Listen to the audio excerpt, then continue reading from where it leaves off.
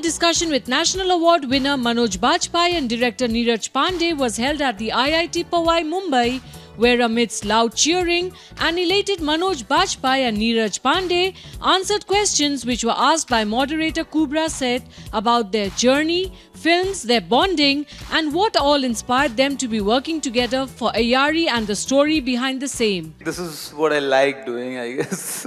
Spy movies. All sorts of movies. On a serious note, Yeah. I prefer to chase ideas, ideas which are worth sharing in the medium that I am comfortable with. They're always on the lookout for a good story, primarily. And many a times you think that it's potentially a good story, you end up working on it, and then if you're honest enough at some point of time, then you got to tell yourself whether this is going to survive or not. And then have the courage to walk away from it in case it doesn't work. Not just find an excuse that because I've worked on it for so long, so go ahead, make it.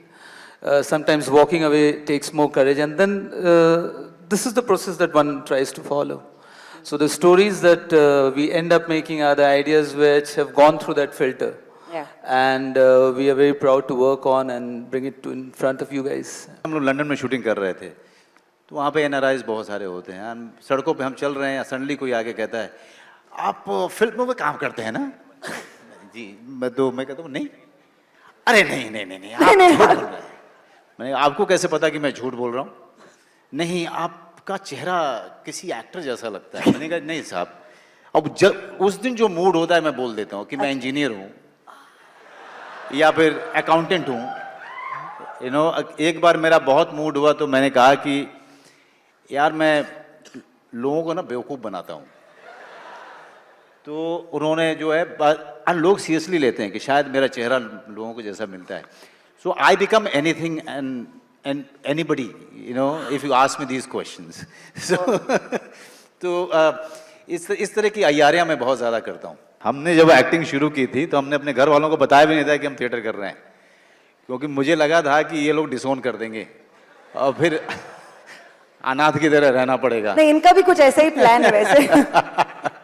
अलग plan नहीं है। हम मेरे समय में हमें कहा था कि यार अच्छे यार पढ़ाई लिखाई कर लो, IAS IPS बन जाओगे तो यार कुछ पैसा आ जाएगा घर में।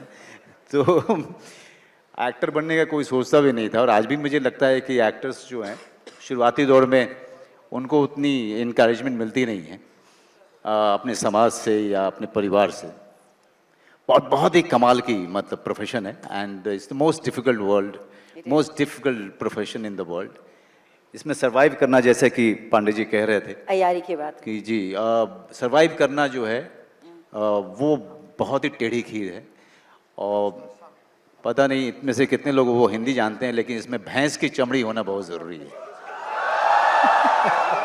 जब मैं 17 साल की उम्र में मैंने अपना घर छोड़ा था, उस समय मुझे और जितनी सब चीज़ें मैंने सोची थी मैंने उसी तरह से प्लान करके अपने ज़िंदगी में की है।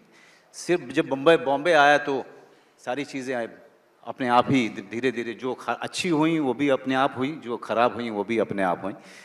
लेकिन 17 साल की उम्र तक मुझे लगता रहा कि I am planning my destiny, because when I was 10 or 11 years old I decided that I will become an actor. आपका नाम भी मनोज कुमार?